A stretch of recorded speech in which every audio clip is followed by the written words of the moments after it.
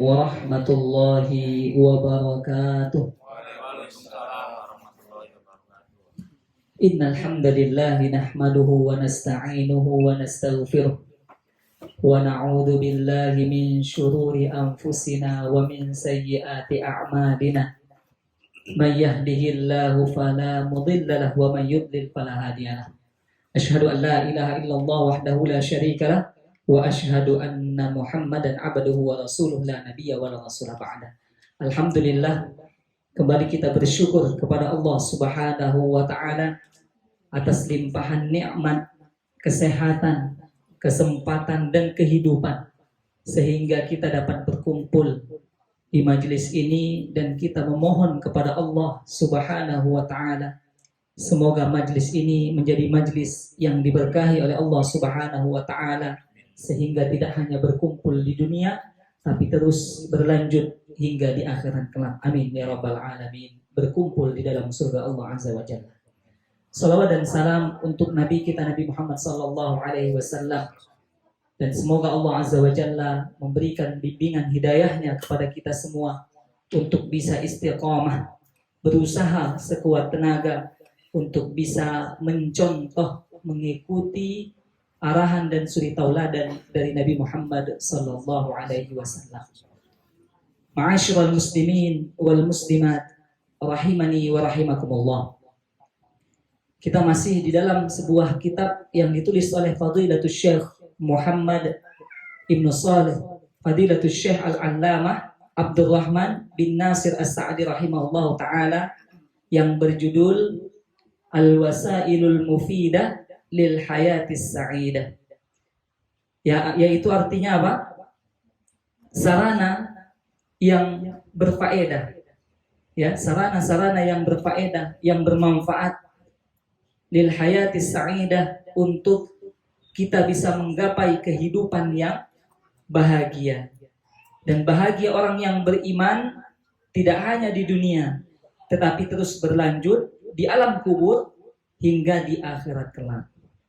Itulah yang diharapkan oleh kita bersama, dan Fadilatul Syekh Al-Allamah Abdurrahman bin Nasir As-Sa'di rahimahullah ta'ala menyebutkan ini sebagai landasan atau arahan keilmuan beliau agar bisa kita amalkan di dalam kehidupan kita sehari-hari. Kita sampai pada halaman yang ke-12. Beliau menyebutkan qala al-muallif rahimahullahu taala wa min asbabi daf'il qalaqin nashi an tawatturil a'sabi wa ishtighalil qalbi bi ba'dil mukaddirat. Di antara sebab-sebab, di antara sarana-sarana yang berfaedah, yang bermanfaat untuk mendapatkan kebahagiaan dengan menolak kesedihan, kegelisahan, kegundahan, yaitu adalah al-ishtighalu bi'amalin minal a'mal au ilmin minal ulumin nafi'ah. Ada dua. Yang pertama adalah menyibukkan diri dengan ilmu yang bermanfaat, dan yang kedua beramal dengan ilmu yang telah didapatkan. Yang pertama telah kita sampaikan pada pertemuan sebelumnya tentang ilmu yang bermanfaat, menyibukkan diri dengan ilmu yang bermanfaat. Dan pada pertemuan ini kita akan membahas tentang bagaimana kita beramal tentang ilmu yang kita telah dapatkan. Dan apa yang bisa kita raih dari ilmu yang telah kita dapatkan tersebut ketika kita mampu untuk mengamalkannya. Baik, kemudian beliau menyebutkan, di sini disebutkan washtighalil qalbi bi ba'dil mukaddirat. Sebagian manusia ada yang sibuk hatinya dengan sesuatu yang memberatkan jiwanya. Maksudnya, dia selalu di dalam hatinya memikirkan atau membayangkan sesuatu yang berat di dalam kehidupannya, sehingga dia lalai untuk mencari ilmu, lalai untuk beramal. Mengapa? Karena ishtighalul qalbi bi ba'dil mukaddirat. Yang dibayangkan, yang diingat adalah yang susah-susah, yang berat-berat, permasalahan demi permasalahan yang dia ingat. Oleh karena itu beliau memberikan solusi dua tadi, apa? Al-ishtighalu bi amal wal ishtighalu bil bil ilmi. Amal dengan ilmu. Nah, ini solusinya. Tujuannya apa? Hikmahnya apa? Fa innaha tulhi qalba. Karena sesungguhnya dengan sibuk menuntut ilmu dan sibuk mengamalkan ilmu akan membebaskan hati.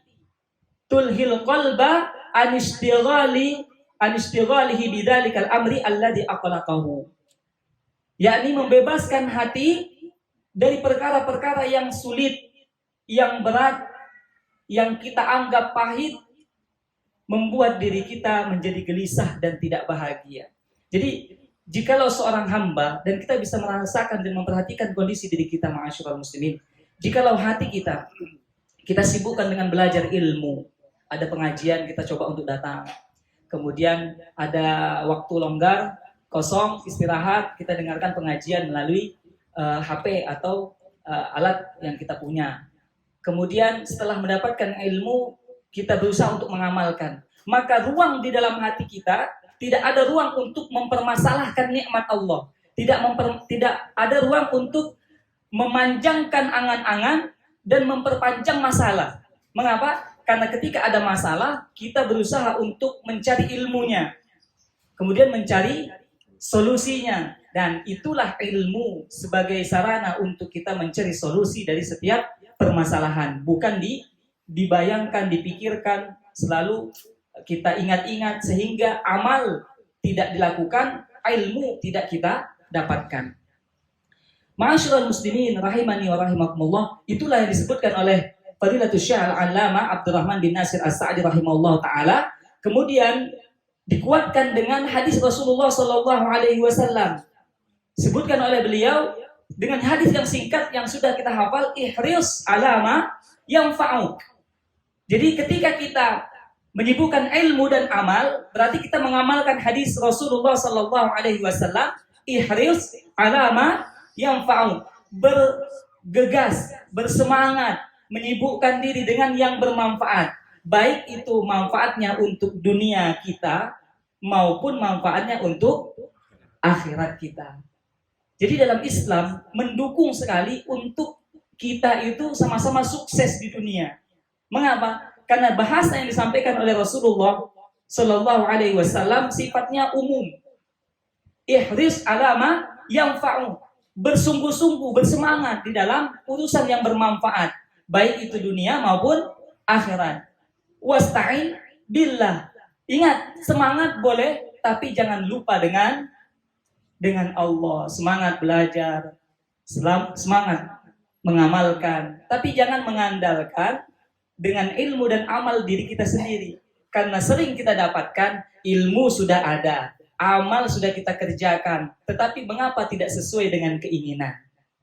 Mungkin kita masih mengandalkan kemampuan kita, tidak memohon dan meminta pertolongan kepada Allah Azza wa Jalla. Yang seharusnya secara logika hitung-hitungan di atas kertas ini selesai.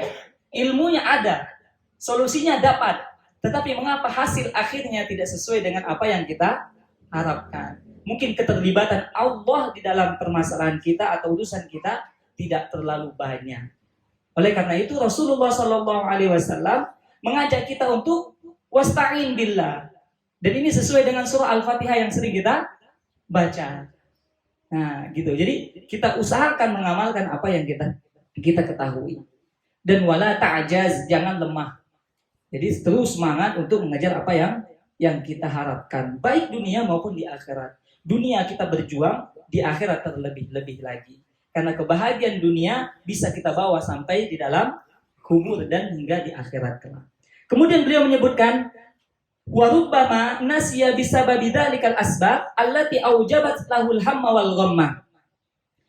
Dan bahkan dengan menyibukkan diri dengan ilmu dan amal, maka menjadi sebab mungkin Allah akan lupakan kita dengan semua permasalahan yang pernah kita hadapi atau yang sedang kita hadapi, atau permasalahan yang sedang kita alami. Baik itu kesedihan, kegelisahan, kecemasan, takut, galau, keluh kesah, itu akan ditutup, dilupakan oleh Allah Azza wa Jalla ketika kita berusaha untuk menuntut ilmu dan mengamalkan ilmu. Artinya apa? Ketika kita dilupakan oleh Allah Azza wa Jalla dari permasalahan, maka hati kita lebih condong untuk mencari solusi, bukan mempermasalahkan masalah.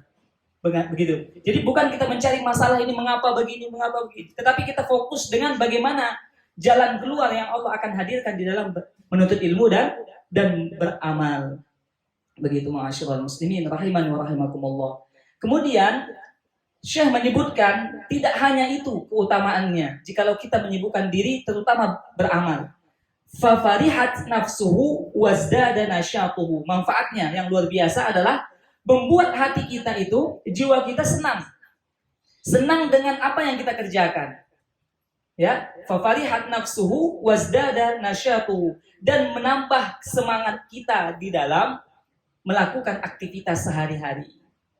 Karena di dalam aktivitas sehari-hari mesti kita akan temui berbagai macam kesulitan dan permasalahan. Nah, di sini Allah dan Rasulnya dan Syekh menyebutkan dengan keilmuan beliau adalah ketika kita menyibukkan dengan amal sesuai dengan tuntunan Allah dan Rasulnya, maka ada ketenangan jiwa dan ada semangat yang Allah akan hadirkan di dalam hati kita.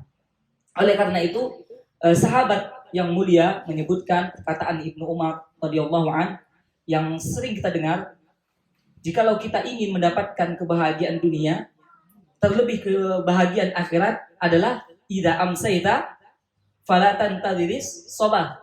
Jikalau engkau ingin mendapatkan kebaikan dunia dan akhirat, jikalau engkau pada posisi sore hari, jangan menunggu hingga subuh hari atau pagi hari.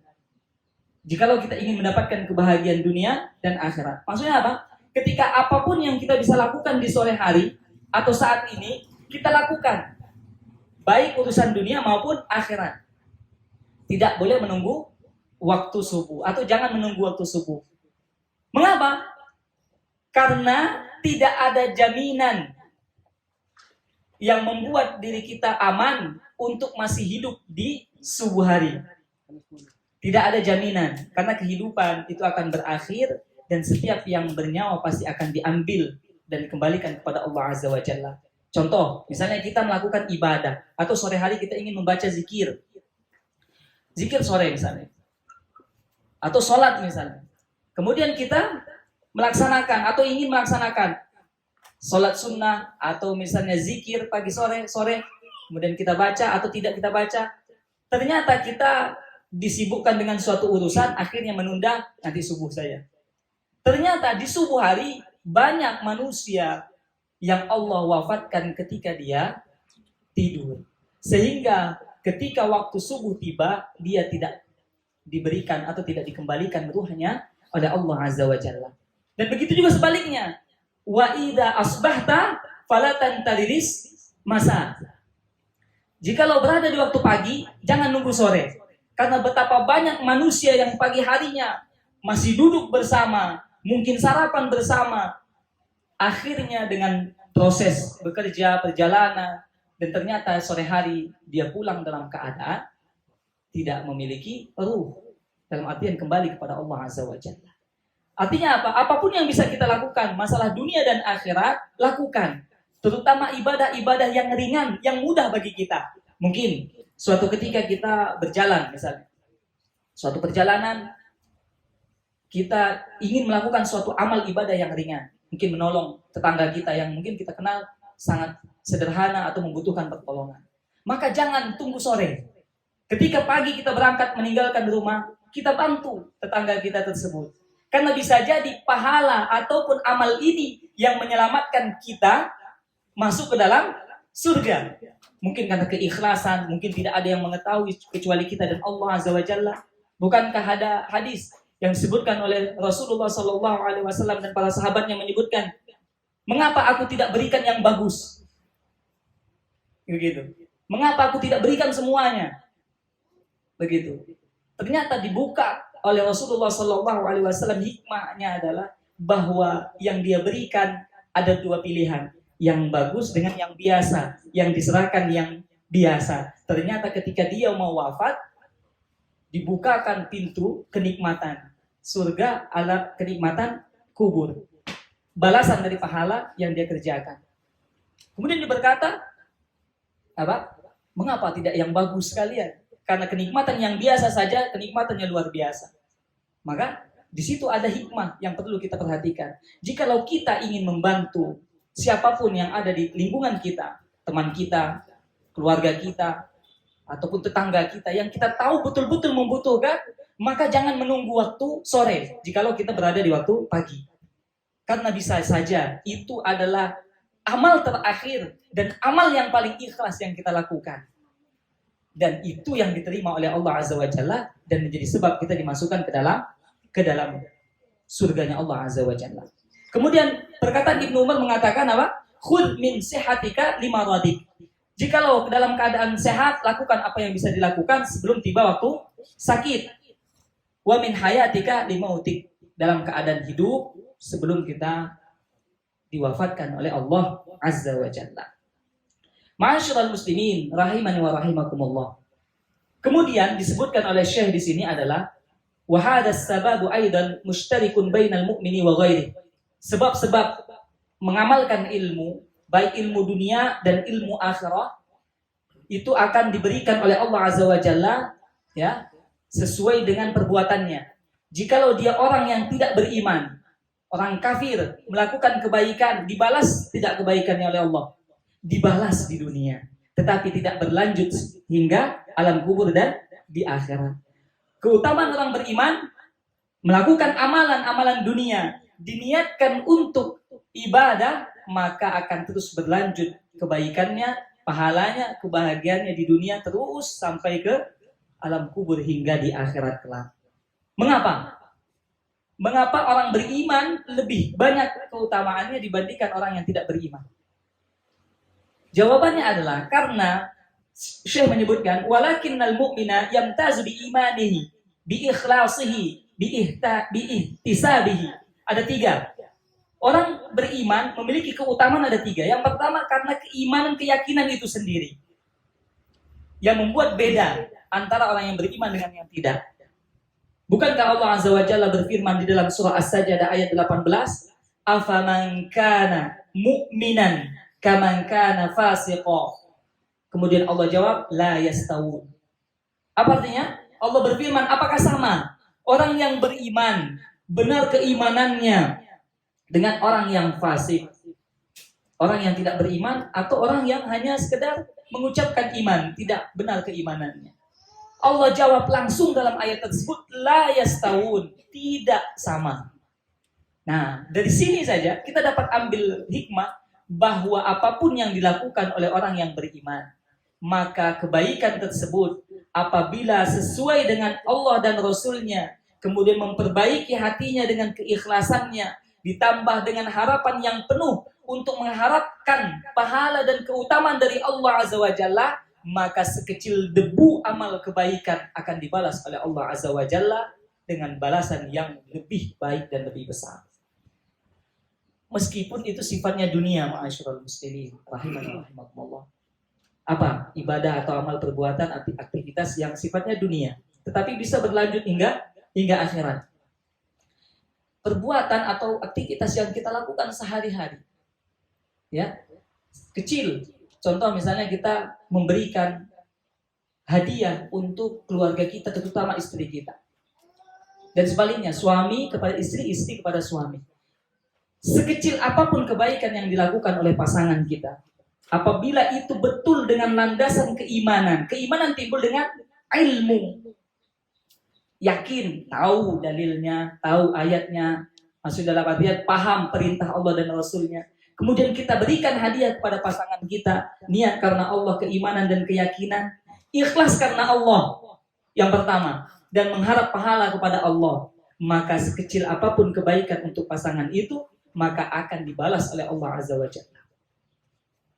Bukankah Rasulullah SAW menyebutkan bahwa sedekah yang terbaik adalah sedekah yang diberikan kepada istri, keluarga kita. Jadi sedekah yang terbaik yang kita keluarkan adalah yang kita berikan untuk keluarga kita, istri kita, kedua orang tua kita, anak keturunan kita, kerabat kita. Itu adalah keutamaan yang luar biasa yang disebutkan oleh Rasulullah Sallallahu Alaihi Wasallam.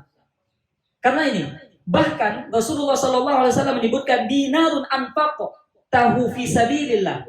Satu dinar yang kau infakkan di jalan Allah, jihad di jalan Allah Azza wa Jalla. Dinarun anfaqo tahu fi raqabatin. Satu dinar yang engkau infakkan untuk memerdekakan budak. Dinarun tasaddaqta bihi 'alal miskin. Satu dinar yang engkau sedekahkan untuk orang miskin. Dinarun anfaqtahu 'ala ahli, dan satu dinar yang engkau infakkan untuk keluargamu. Jadi ada 4 infak sedekah yang dilakukan. Fi sabilillah, membebaskan budak, kepada orang miskin, infak kepada orang miskin, kemudian infak memberikan nafkah kepada keluarga. Kemudian Rasulullah tutup dengan ucapan a'zamuha ajran alladzi anfaqtahu ala ahli. Di antara yang 4 ini, maka yang nomor 4 lah yang paling besar keagungan pahala di sisi Allah Azza wa Jalla. Karena sebagian kita mungkin menganggap infak kepada fisabilillah lebih besar dibandingkan infak dengan keluarga. Mungkin sebagian kita menganggap kita membantu orang lain yang tidak kita kenal lebih besar pahalanya dibandingkan keluarga. Mungkin sebagian kita menganggap bahwa kita membantu orang yang miskin lebih besar pahalanya dibandingkan dengan berinfak dengan keluarga. Akhirnya timbul kepada keluarga sulit untuk memberi hadiah, mengasihi, menyayangi, memberikan nafkah dengan baik, tetapi dengan orang lain jauh lebih baik. Nah, ini yang sering didapati oleh kaum muslimin. Oleh karena itu yang benar adalah mengutamakan keluarga, kebutuhannya, kedua orang tuanya, kemudian baru di lingkungan terdekatnya, kemudian terus meluas di mana Allah anugerahkan rezeki, terus meluas dan meluas. Mengapa? Karena di situ ada hubungan silaturahim, hubungan rahim di antara manusia, keluarga, dan di antara kerabat. Ma'asyiral muslimin, azani Allah wa iyyakum ajmain. Tadi apa? Keimanan, kemudian apa? Keikhlasan dan harapan penuh ganjaran kepada Allah Azza wa Jalla. Baik. Kemudian Rasulullah Sallallahu Alaihi Wasallam juga menyebutkan kepada kita ada amal-amal ibadah yang apabila kita lakukan akan terus berlanjut dan memiliki manfaat meskipun orangnya telah tiada. Yang biasa kita dengarkan ada 3. Di sini di hadis Abu Hurairah radhiyallahu an menyebutkan bahwasanya Rasulullah Sallallahu Alaihi Wasallam bersabda, "Inna mimma yalhaqul mu'mina min amalihi wa hasanatihi ba'da mautihi." Jadi ada hal-hal yang bermanfaat untuk orang yang beriman. Ketika dia beramal, kemudian amal tersebut adalah amal kebaikan, setelah kematiannya akan terus bermanfaat. Di sini disebutkan 7. Yang pertama, ilman 'allamahu wa nasyarahu. Ilmu yang diamalkan, yang dia sebarkan. Yang pertama. Yang kedua, wa waladan shalihan tarakahu. Anak yang dia tinggalkan, anak saleh. Itu yang kedua, yang sering kita dengar, anak yang saleh, kemudian ilmu yang bermanfaat, kemudian yang ketiga adalah sedekah jariyah. Baik, tambahannya adalah di sini yang ketiga, wa mushafan wa ghathahu. Seseorang yang memberikan mushaf Al-Qur'an. Jadi, ketika seseorang memberikan mushaf Al-Qur'an, meskipun dia belum bisa membaca Al-Qur'an, kemudian Al-Qur'an yang dia sedekahkan, dia berikan, dia infakkan, dibaca oleh yang bisa baca Al-Quran, maka apa yang dibaca oleh santri, apapun yang dibaca oleh orang-orang yang ada di masjid, maka pahalanya masuk ke dalam diri orang yang sedekah. Meskipun yang sedekah belum bisa baca Al-Quran. Itu keutamaan yang luar biasa. Dan bahkan terus berlanjut selama Al-Quran itu dipakai, meskipun dia telah meninggal dunia. Meskipun dia telah meninggal dunia. Maka disebutkan oleh Rasulullah, wa mushafan. Karena dulu itu mushaf, bukan bentuk buku, mushaf, lembaran-lembaran. Jikalau dia bersedekah, menyedekahkan hartanya, kemudian dia keluarkan untuk mushaf, kemudian dibaca, maka pahalanya terus mengalir. Terutama orang-orang yang terus membaca, yang menghafal misalnya. Karena menghafal itu tidak bisa sekali, 2 kali tidak bisa, 5 kali, 10 kali belum tentu, sampai ratusan kali ada. Jadi sampai 100 kali pengulangan, kemudian yang membaca terus membaca sampai hafal dengan 100 kali pengulangan, maka pahala yang didapat orang yang sedekah Al-Quran sama. terus masuk. Tapi ada syarat tadi yang kita sebutkan, keimanan, keikhlasan, dan harapan pahala kepada Allah. Bukan hanya sekedar memberi. Kita beli, kita kasih, tanpa ada keimanan. Ilmu, keyakinan nggak ada. Hambar, datar saja, nggak ada. Maka nggak ada efek yang banyak di situ. Kemudian ikhlas, keikhlasan. Kalau perlu nggak ada yang tahu, kasih begitu. Kemudian ada harapan pahala, mengharap pahala, ya Allah, doa di situ, minta balasannya. Maka ketika kita amal kita sedikit, mungkin karena keterbatasan ilmu atau usia misalnya begitu, maka terus akan mengalir pahala tersebut walaupun kita telah meninggal dunia. Kemudian yang berikutnya adalah au masjidan banahu, masjid yang dia bantu untuk digunakan untuk kaum muslimin. Jadi selama orang sholat di situ, atau tempat wudhu selama orang wudhu di situ, atau selama orang mengaji di situ, maka dia pahalanya terus mengalir kepada orang yang memberikan. Tapi ingat, 3 syarat itu tidak boleh lepas, tidak boleh hilang. Keimanan, keikhlasan, dan harapan pahala kepada Allah. Karena inilah, sedekah itu rentan, infak itu rentan. Karena pahalanya besar, tetapi konsekuensinya besar juga. Pahala yang besar bisa hilang begitu saja ketika tidak ada keimanan, keikhlasan, dan harapan pahala. Maka dia akan luntur. Sebanyak apapun dia akan luntur. Maka di situ harus benar-benar dijaga. Kemudian yang berikutnya adalah aubaitan di ibnis sabil banahu, membangunkan suatu tempat yang digunakan untuk kebaikan. Di sini lebih dimunculkan atau ditonjolkan adalah untuk musafir. Kalau zaman sahabat, zaman Nabi, zaman ulama, Imam Bukhari, Imam Muslim, ketika mencari hadis, menempuh perjalanan jauh, berbulan-bulan mendapatkan satu hadis. Nah, di sini, jikalau ada seorang hamba Allah yang beriman, ikhlas, kemudian mengharapkan pahala, membangunkan suatu tempat singgah, rumah singgah untuk orang yang musafir, maka dia mendapatkan kebaikan selama orang yang musafir tersebut menggunakan tempat tersebut. Nah, kalau zaman sekarang mungkin ada suatu tempat yang membutuhkan, atau misalnya kita membangunkan suatu tempat yang digunakan untuk aktivitas kebaikan. Begitu. Mungkin ada suatu majelis ilmu, atau kita mengumpulkan orang untuk belajar di sana, baik belajar Al-Quran ataupun belajar yang lainnya. Dan bahkan bukan hanya agama, ma'asyiral muslimin, membuka pelatihan yang sifatnya duniawi, membuka ilmu pengetahuan, memberikan tips-tips untuk membuka usaha misalnya, yang sifatnya dunia, itu akan mendapatkan ganjarannya di kehidupan sampai di akhirat kelak. Kemudian yang berikutnya, au nahran ajrahu, yakni membuat sungai atau membuat sumur yang airnya dialirkan atau dibagi-bagikan kepada orang yang membutuhkan. Bukankah dulu di zaman Rasulullah, zaman sahabat padang pasir yang gersang sangat membutuhkan air.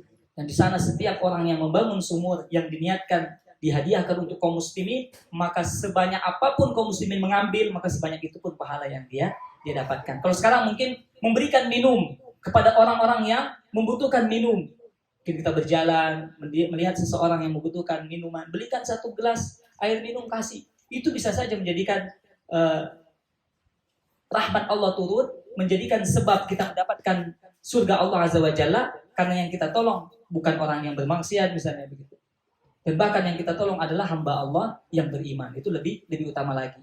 Kemudian yang ketujuh, yang terakhir adalah shadaqatan ajra akhrajaha min malihi fi sihhatihi wa hayati. Yakni sedekah yang dia keluarkan ya dengan harta yang baik ketika dalam kondisi sehat dan dalam kondisi dia masih hidup. Kemudian beliau menyebutkan Rasulullah sallallahu alaihi wasallam yalhaquhu ba'da mautihi, rawahu Ibnu Majah wal Baihaqi.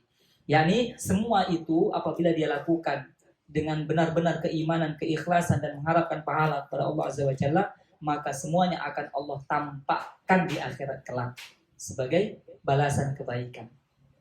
Baik, mungkin itu yang bisa kita sampaikan. Semoga yang sedikit ini bermanfaat. Kita adakan tanya jawab sesuai dengan apa yang telah kita sampaikan. Baik. Dari siapa dulu? Keluarga dulu. Baik. Dari bapak-bapak, ibu-ibu yang keluarga, silakan disiapkan. Ya. Ambil nafas dulu. Ya. Bismillah. Dari bapak-bapak dulu ya. Dari bapak-bapak.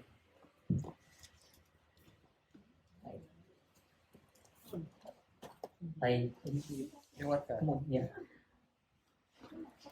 Sebutkan apa saja yang Allah Azza wa Jalla berikan ya kepada orang yang berusaha menyibukkan hatinya dengan ilmu dan amal. Apa saja yang Allah berikan yang disebutkan oleh Syekh As-Sa'di di sini.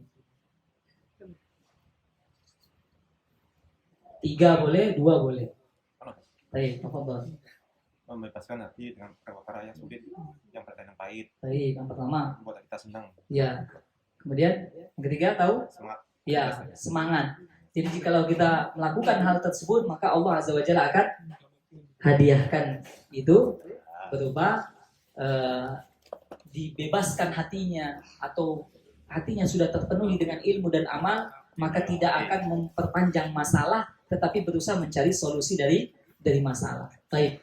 Kemudian dibuat jiwanya tenang oleh Allah Azza wa Jalla dan ditambah semangatnya untuk berilmu dan beramal sehingga masalahnya pun dicarikan solusi oleh Allah Subhanahu wa taala. Kemudian soal yang kedua untuk ibu-ibu keluarga. Baik, ibu-ibu keluarga. Soalnya adalah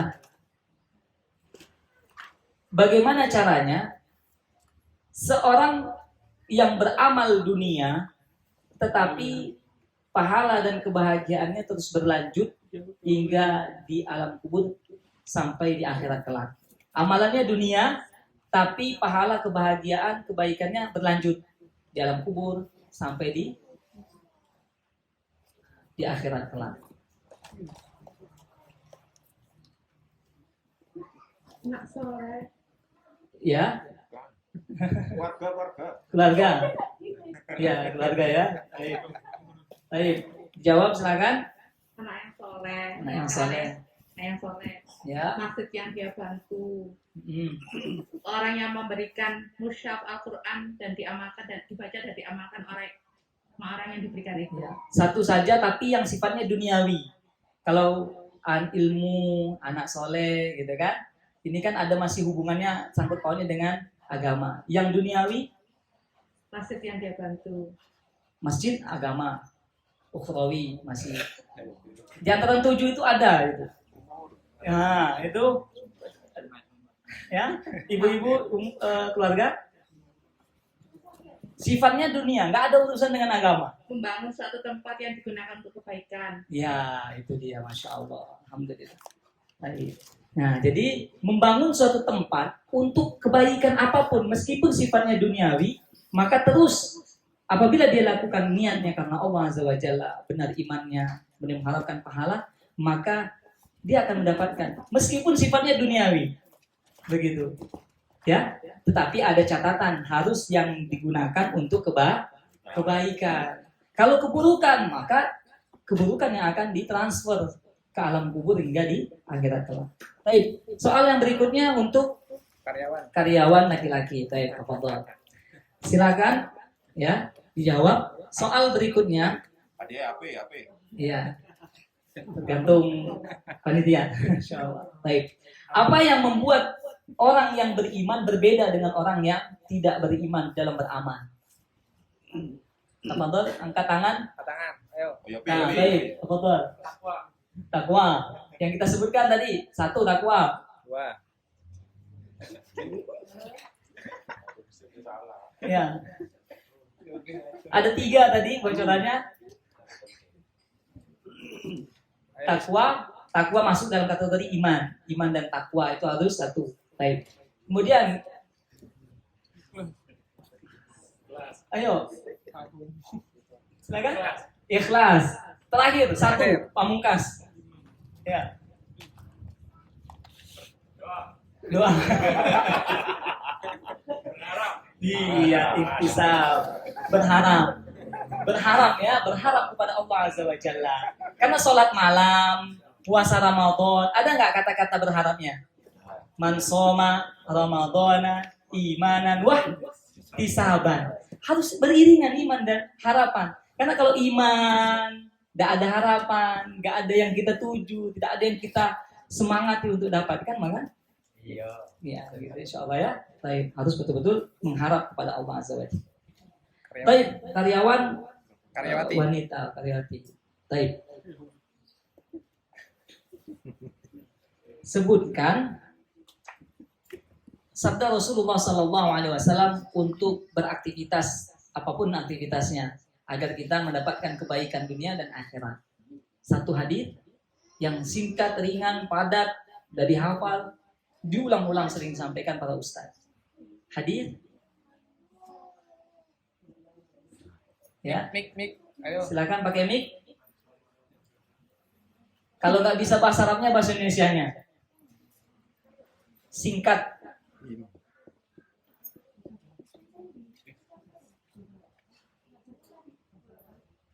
Ayo.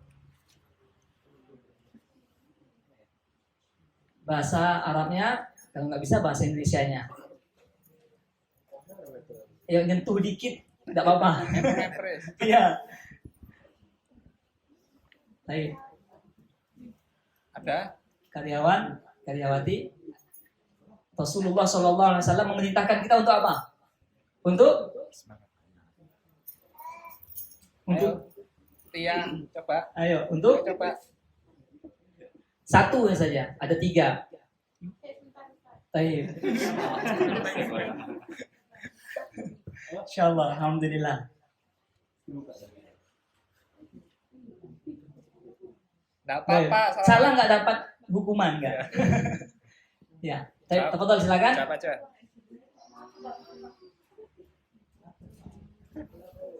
Salah nggak apa-apa. Ayo nanti dibantu.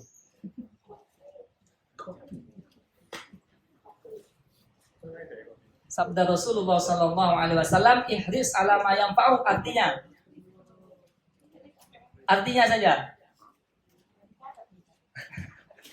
Wasta'in billah. Siapa yang tahu karyawati? Wasta'in billah. Wasta'in billah. Iyyaka na'budu wa iyyaka nasta'in. Di pertanyaannya diganti ini. Tadi ayat, sekarang arti dari kata-kata itu. Iyyaka na'budu wa iyyaka nasta'in. Setiap hari sholat baca iyyaka na'budu wa iyyaka nasta'in. Artinya apa? Iyyaka na'budu wa iyyaka nasta'in. Hanya kepadamu aku menyembah. Nah, terakhir, hanya kepadamu aku titik-titik. Nah, itu siapa yang jawab? Memohon pertolongan. Oke, Nah, ini Al-Fatihahnya sama-sama nanti murojaah, diulang-ulang artinya. Iyyaka na'budu wa iyyaka nasta'in. Karena kita sholat 5 kali sehari, paling tidak di kata itu kita betul-betul paham. Karena di situ penghambaannya dan di situ akan didengar oleh Allah Azza wa Jalla. Iyyaka na'budu wa iyyaka nasta'in. Ya Allah, hanya kepadamu hamba menyembah dan hanya kepadamu hamba meminta pertolongan. Nah, di situ disadari, dinikmati, dipahami, dimaknai. Iyyaka na'budu wa iyyaka nasta'in. Baik. Kemudian untuk umum teman laki-laki. Ya. Baik. Tafadhal. Perkataan Ibnu Umar. Baik. Bahasa Indonesianya saja. Ayo. Ya, tafadhal silakan. Ibnu Umar. Ayo Abu Umar. Ya, pas. Ayo tafadhal. Perkataan Ibnu Umar. Apabila begini jangan nunggu gini. Nah, itu udah ada bocoran. Kalau misalnya begini, tafadhal. Ayo Abu Safik. Ya, silakan. Abu Safik. Syafiq. Ya, tafadhal. Bahasa Indonesianya. Iya, salah enggak apa-apa. Jikalau engkau berada titik-titik, ya, tafadhal, boleh. Ya. Mas. Taib, tafadhal. Ade, Mas Ade. Taib. Kalau engkau berada di sore hari, jangan menunggu untuk pagi hari melakukan kebaikan. Dan kebalikannya, kalau di sore hari jangan nunggu pagi jangan nunggu sore. Masya Allah, itu perkataan Ibnu Umar. Ya, jadi kalau kita berada di suatu waktu, maka kita jangan nunggu lagi, ya. Terus melakukan kebaikan. Insya Allah. Untuk ibu-ibunya, ya, teman dari ibu-ibu. Baik. Panci Bu, panci. Insyaallah. Soalnya adalah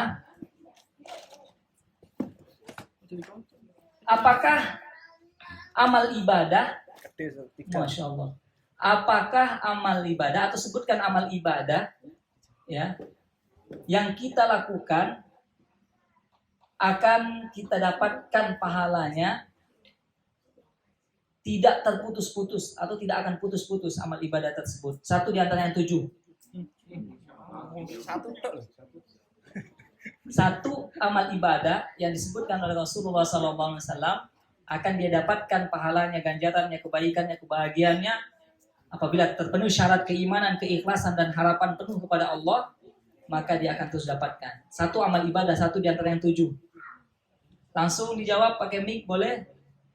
Seseorang yang memberikan mushaf Al-Quran. Baik, memberikan mushaf Al-Quran dan ilmu yang bermanfaat, anak yang soleh begitu juga. Mungkin ini yang bisa kita sampaikan. Semoga yang sedikit ini bermanfaat untuk kita semua. Kita berharap kepada Allah Azza wa Jalla, semoga Allah kumpulkan kita tidak hanya di surga, tetapi terus berlanjut kekal abadi selamanya di dalam surga tersebut. Amin ya rabbal alamin. Bersama orang-orang yang mulia dari sahabat, kemudian para nabi, kemudian para orang-orang yang saleh. Amin ya rabbal alamin. Subhanakallahumma wa bihamdika asyhadu an la ilaha illa anta astaghfiruka wa atubu ilaik. Wassalamualaikum warahmatullahi wabarakatuh. Waalaikumsalam.